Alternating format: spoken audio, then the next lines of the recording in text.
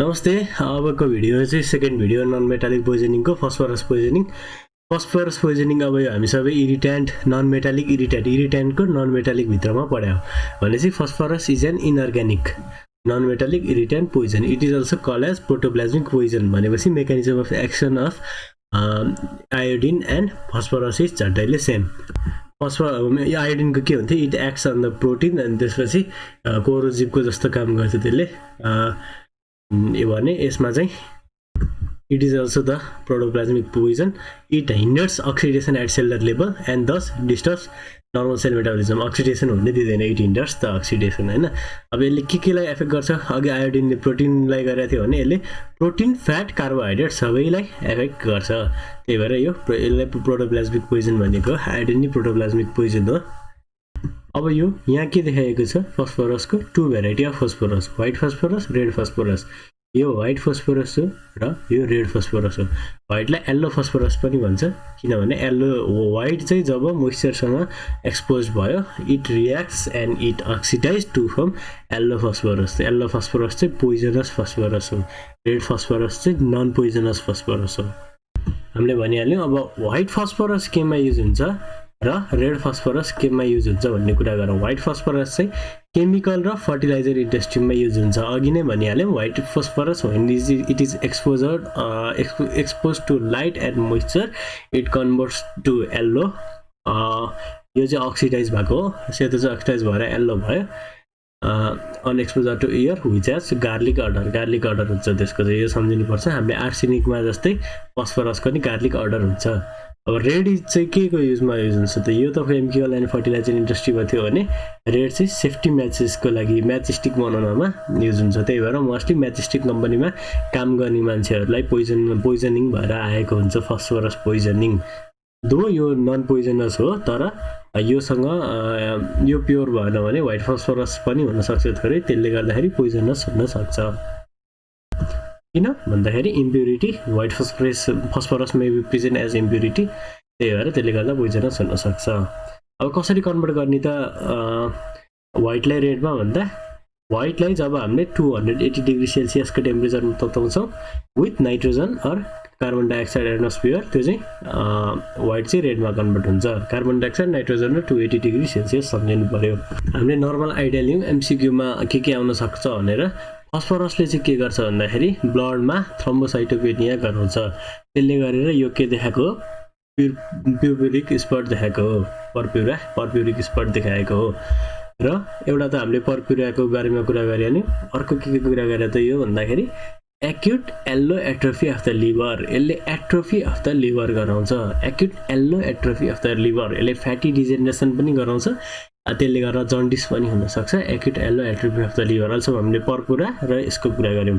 यो फस्फरसले गर्दाखेरि बर्न भएको देखाएको हो। हामीले लिभर हेर्दाखेरि त लिभरमा त त्यहाँनिर acute atrophy of the yellowish atrophy of the liver देखेको थियौँ। जब माइक्रोस्कोपिक स्लाइडमा हेर्दा चाहिँ पुरै फ्याटी डिजेनरेसन भएको छ। हामीले यो देख्न सक्छौँ फ्याटी डिजेनरेसन अफ द लिभर। यसलाई चाहिँ के भन्छ त नेक्रोबायोसिस भन्छ। It is potent hepatotoxic and causes extensive fatty degeneration of various organ, liver, brainहरू मेबी टर्म एज नेक्रोबायोसिस भनिहालेँ मैले यो। अनि हामीले भनिहाल्यौँ येल्लो फस्फरसले स्किन बर्न्स हुन्छ। स्किन बर्न्सको पिक्चर पनि हेरिहाल्यौँ, नेक्रोबायोसिसको पिक्चर हेरिहाल्यौँ। यही हो नेक्रोबायोसिस। अब साइन एन्ड सिम्पटम्स कसरी पढ्ने भन्दा fulminant poisoning, acute poisoning, chronic poisoning. Fulminant poisoning भने चाहिँ हामीले कति खाँदाखेरि फ्याटल डोज हो भन्दाखेरि चाहिँ 50 to 100 mg खायो भने फ्याटल डोज हो। फ्याटल पिरियड आयोडिनको जस्तै 24 आवर नै हो। तर एकैचोटि 1 ग्राम भन्दा बढी खाएको छ भने सक र कार्डियोभ्यास्कुलर कोल्याप्स हुन्छ। त्यसलाई फल्मिनेन्ट पोइजनिङ भन्छ। मान्छे आधा दिनमै मरिसक्छ, आधा दिनदेखि लिएर 2 दिनदेखिसम्म 12 आवर टु 48 आवरसम्म मान्छे मरिसक्छ। अब एक्युट फस्फरस पोइजनिङमा जाउँ। एक्युट फस्फरस पोइजनिङमा चाहिँ symptoms first stage, second stage र थर्ड स्टेज हुन्छ। फर्स्ट स्टेजमा केही सिम्पटम्सहरू आउँछ, सेकेन्ड स्टेजमा सिम्पटम्सहरू हराउँछ र थर्ड स्टेजमा फेरि सिम्पटम्सहरू आउँछ। अब फर्स्ट स्टेजमा कस्तो सिम्पटम्सहरू आउने रहेछ त हेरौँ त। कि हामीले भनिहाल्यो यसले कोरोजिभ जस्तो काम गर्छ भनेर। बर्निङ पेन कोरोजिभमा जस्तै, नजिया, भमिटिङ, थर्स्ट। अब गार्लिक अर्डर त आउनै पर्यो किनभने यसको अर्डरै गार्लिक छ भनेर आर्सेनिकको जस्तै छ भनेर भनिसक्यौँ। जब हामीले भमिटस र स्टुल हेर्छौँ हामीले माथि कुरा गरिसक्यौँ व्हाइट फस्फरस चाहिँ ल्युमिनस हुन्छ भनेर डार्कमा हेर्दा चाहिँ यो एकदम ल्युमिनस हुन्छ त्यही भएर smoke stool may emit fumes त्यसलाई चाहिँ स्मोकी स्टुल सिन्ड्रोम भन्छ एमसीक्यूमा आउन सक्छ smoking stool syndrome is seen in phosphorus अर्को हेमाटोमेसिस हुन सक्छ हामीले सब यो एसिडकै फिचरहरू भन्यौँ सेकेन्ड स्टेजमा फर्स्ट स्टेज चाहिँ 1 to 6 आवर अफ इन्जेक्सनदेखि सुरु हुन्थ्यो र 1 to 3 डेजको लागि हुन्थ्यो सेकेन्ड स्टेज भनेर चाहिँ फर्स्ट स्टेज बेटर भयो patient feel better and asymptomatic यो 2-3 दिनलाई हुन्छ थर्ड स्टेज फेरि आउँछ त्यही सिम्पटमहरू this is due to absorb poison and its systemic effect अब चाहिँ सिस्टमिक इफेक्ट देखाउन थाल्छ अघि लोकल इफेक्ट देखाएको थियो फर्स्ट स्टेजमा सेकेन्ड स्टेजमा हिल भएको जस्तो देखाएको थर्ड स्टेजमा पोइजन एब्जर्ब भयो अब फेरि भमिटिङ नाजिया डायरिया लिभरमा गयो जन्डिस हेपाटोमेगाली अघि भने जस्तै यसले थ्रोम्बोसाइटोपेनिया गर्छ भनेर एपिस्ट्याक्सिस मलेना हेमाट्युरिया हुन थाल्यो लिभरमा हेपाटोमेगालीको कुरा गरिहाल्यौँ अब थ्रोम्बोसाइटोपेनिया भएर ब्लिडिङ इन स्किन पनि हुन्छ ब्लिडिङ हुँदा हुँदा डेलिरियम कोमा कार्डियोभास्कुलर कोल्याप्स पनि हुनसक्छ अब डेलिरियम कोमा कार्डियोभास्कुलर कोल्याप्स हुनसक्छ भनिहाल्यो यसले आयोडिनमा जस्तै यसले पनि नेफ्राइटिस भएर एल्बुमिनस युरिन गर्न सक्छ गार्लिके अर्डर फ्रम द गार्लिके अर्डर आउँछ ब्रेथमा त्यसलाई फोइटर हेपाटिकस भन्छ हामीले फल्मिनाइडमा कुरा गरिहाल्यौँ कार्डियोभास्कुलर कोल्याप्स भएर मर्छ पेसेन्ट 2 to 6 आवरमै भनेर एक्युटमा हामीले कुरा गरिहाल्यौँ फर्स्ट स्टेजमा लोकल सबै इरिटेन्टको जस्तो भमिटस र स्टुलमा ल्युमिनोसिटी आउने भयो सेकेन्ड स्टेजमा पेसेन्ट फिल बेटर थर्ड स्टेजमा चाहिँ अब सिस्टमिक इफेक्ट देखाउने भयो प्युपुरा देखाउला bleeding through the nose melaena epistaxis देखाउला लिभरमा गए acute yellow atrophy of the liver अनि त्यसपछि स्किनमा बन्सहरू देखाउँछ अब ट्रिटमेन्ट के गर्ने त अघिको जस्तै पहिला सुरु removing the patient from the source of the poisoning जता पोइजनिङ भन्छ त्यहाँबाट निकाल्नु पर्यो अब अनएब्जर्ब भएको पोइजनलाई निकाल्नलाई हामीले आयोडिनमा त एबिसी एल्बुमिन बनाना अथवा चारकोलहरू युज गरेको थियो भने यसमा चाहिँ ओइली सब्सटेन्सहरू युज गर्नु हुँदैन ओइली र फ्याटी सब्सटेन्स जस्तै ओइली मिल्कहरू युज गर्नु हुँदैन यो एकदम इम्पोर्टेन्ट हो यो एमसीक्यूमा नै आउन सक्छ किनभने यसले झन् डिले गर्नुको सट्टो एब्जर्प्सन अफ फस्फरसलाई चाहिँ बढाउँछ अब के दिने त अनएब्जर्ब पोइजनलाई एब्जर्ब गर्न भन्दा एक्टिभेटेड चारकोल दिने अनि अब अर्को चाहिँ के गर्नु पर्यो ग्यास्ट्रिक वास गर्नु पर्यो ग्यास्ट्रिक वास आयोडिनमा के ले गरेको थियो सोडियम क्लोराइड सोडियम थायोसल्फेट स्टार्चले भने यसमा चाहिँ पोटेसियम परम्याङ्गानेट ओपियममा जस्तै पोटेसियम परम्याङ्गानेट 1:5000 सल्युसनमा गर्नु पर्यो अब हामीले उतापट्टि एक्स्ट्रा सोडियम क्लोराइड दिएको थियौँ भने एल्बुमिनमा सोडियम क्लोराइड एक्स्ट्रा दिएको थियौँ भने यसमा चाहिँ भिटामिन के दिनु पर्यो किनभने हामीले त्यत्रो परपरा भइरहेछ त्यसको लागि